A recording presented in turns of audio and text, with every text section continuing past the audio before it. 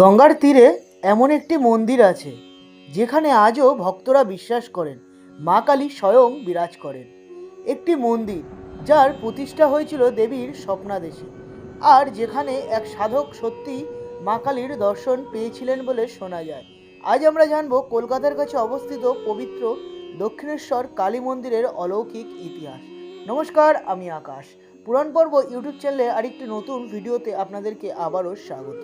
বন্ধুরা, চলে এসেছি আজকে একটা নতুন ভিডিও নিয়ে। বন্ধুরা, আজকের ভিডিওটা কি হতে চলেছে তা আপনারা টাইটেল বা থাম্বনেল দেখে বুঝতে পেরেছেন। হ্যাঁ বন্ধুরা, আজকে আমি আপনাদেরকে শোনাবো দক্ষিণেশ্বর কালী মন্দিরের অলৌকিক ইতিহাস। কিভাবে দক্ষিণেশ্বর কালী মন্দির গঙ্গার তীরে গড়ে উঠল এবং কী এর রহস্য আর কী বা ছিল এই দক্ষিণেশ্বর কালী মন্দিরের পুরনো ইতিহাস, সেই সমস্ত কিছুই থাকবে আজকের এই ভিডিওতে। তাহলে বন্ধুরা, স্কিপ না করে সম্পূর্ণ ভিডিওটা শুনবেন, অবশ্যই আপনাদের ভালো লাগবে। চলুন তাহলে শুরু করি। অনেক বছর আগে 19 শতকের মাঝামাঝি সময় বাংলার এক ধনী জমিদার পরিবারে জন্ম নেওয়া এক অসাধারণ নারী ছিলেন, যিনি রানী রাসমণি। তিনি শুধু ধনীই ছিলেন না, ছিলেন অত্যন্ত ধর্মপরায়ণ এবং দয়ালু।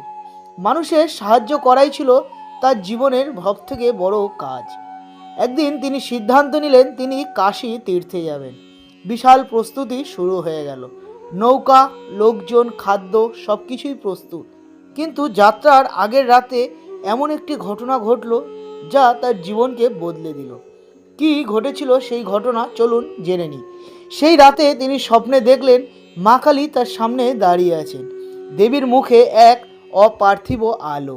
মা বললেন, রাসমণি, কাশী যাওয়ার প্রয়োজন নেই। গঙ্গার তীরে আমার একটি মন্দির নির্মাণ করো, আমি সেখানেই পূজা গ্রহণ করব। ঘুম ভেঙে যাওয়ার পর সেই দৃশ্য তার মনে স্পষ্ট ছিল। তিনি বুঝলেন এটি শুধু স্বপ্ন নয়, দেবীর আদেশ। তিনি সঙ্গে সঙ্গে তীর্থযাত্রা বাতিল করলেন এবং গঙ্গার পূর্ব তীরে জমি কিনলেন। সেই জায়গাটি আজ দক্ষিণেশ্বর নামে পরিচিত। 1847 সালে মন্দির নির্মাণ শুরু হয়। বিশাল প্রাঙ্গণ, নবরত্ন শৈলীর প্রধান মন্দির, 12টি শিব মন্দির, রাধাকৃষ্ণের মন্দির, সব মিলিয়ে এক বিশাল তীর্থক্ষেত্র তৈরি হলো। 1855 সালে মা ভবতারিণী মূর্তি প্রতিষ্ঠা করা হয়। কিন্তু দক্ষিণেশ্বরের ইতিহাসের সবচেয়ে অলৌকিক অধ্যায় তখনও শুরু হয়নি। কিছুদিন পরে এখানে পুরোহিত হিসাবে এলেন এক গ্রামের সাধারণ যুবক, যার নাম গদাধর। পরে যিনি বিশ্বজুড়ে পরিচিত হন শ্রী শ্রী রামকৃষ্ণ পরমহংসদেব নামে। তিনি যখন মা কালীর পূজা করতেন তখন তার ভক্তি ছিল অসাধারণ। ধীরে ধীরে তিনি গভীর সাধনায় নিমগ্ন হয়ে পড়তেন। তার মনে একটাই প্রশ্ন, মা কি সত্যিই আছেন? আমি কি তাকে দেখতে পাবো? এই আকাঙ্ক্ষা এত তীব্র হয়ে উঠল যে একদিন তিনি মন্দিরে কাঁদতে কাঁদতে বললেন, মা, তুমি যদি সত্যিই থাকো তবে আমাকে দর্শন দাও, না হলে আমার বেঁচে থাকার কোনো মানে নেই। কথিত আছে সেই মুহূর্তেই তিনি এক অলৌকিক অভিজ্ঞতা লাভ করেন।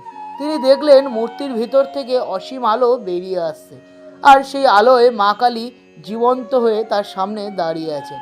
সেই দিন থেকেই তার জীবন সম্পূর্ণ বদলে যায়। তিনি মাকে নিজের সন্তানের মতো ডাকতেন, কথা বলতেন, হাসতেন, কাঁদতেন। অনেক মানুষ তাকে দেখে বুঝতে পারতেন এখানে সত্যি এক অলৌকিক শক্তি কাজ করছে। ক্রমে দক্ষিণেশ্বর হয়ে ওঠে আধ্যাত্মিক সাধনার কেন্দ্র। বহু ভক্ত এখানে এসে শান্তি পেতে শুরু করেন। আজও মানুষ বিশ্বাস করে এখানে মা ভবতারিণী খুব দ্রুত ভক্তদের ডাকে সাড়া দেন। সত্য হৃদয়ে প্রার্থনা করলে মা আশীর্বাদ দেন। গঙ্গার ধারে সন্ধ্যা আরতি, ঘণ্টার শব্দ, ধূপের গন্ধ সব মিলিয়ে এমন এক পরিবেশ তৈরি হয় যা মানুষকে ভেতর থেকে বদলে দেয়। দক্ষিণেশ্বর তাই শুধু একটা মন্দির নয়, এটি বিশ্বাসের শক্তি, মায়ের করুণার প্রতীক আর ভক্তের হৃদয়ের আশ্রয়। আপনি যদি কখনো দক্ষিণেশ্বরে যান তাহলে অনুভব করবেন কেন লক্ষ লক্ষ মানুষ এখানে এসে শান্তি খুঁজে পায়। মা ভবতারিণীর আশীর্বাদ যেন সবার জীবনে থাকে। তাহলে বন্ধুরা, আজকের ভিডিওতে বলা কথাগুলো বা এই দক্ষিণেশ্বর মন্দিরের ইতিহাস সম্পর্কে যা বললাম তা যদি আপনাদের ভালো লেগে থাকে তাহলে অবশ্যই ভিডিওটিতে একটা লাইক করবেন, কমেন্ট করে আপনাদের মতামত অবশ্যই জানাবেন, আর ভিডিওটি বেশি বেশি করে শেয়ার করবেন যাতে সবাইকে শোনার সুযোগ করে দেবেন। দেখা হবে পরের কোনো একটা ভালো নতুন রহস্যময় আধ্যাত্মিক ভিডিও নিয়ে। ততক্ষণের জন্য ভালো থাকবেন, সুস্থ থাকবেন। চ্যানেলে নতুন হয়ে থাকলে চ্যানেলটিতে সাবস্ক্রাইব করে পাশে থাকা বেল আইকনটা অবশ্যই প্রেস করবেন, যাতে নিত্য নতুন ভিডিও সর্বপ্রথম আপনার নোটিফিকেশানে চলে যায়। আজকের মতো এই পর্যন্ত। ভালো থাকবেন, সুস্থ থাকবেন এবং সদা সর্বদা আমার এই পুরাণ পর্ব চ্যানেলের সঙ্গে যুক্ত থাকবেন। ধন্যবাদ।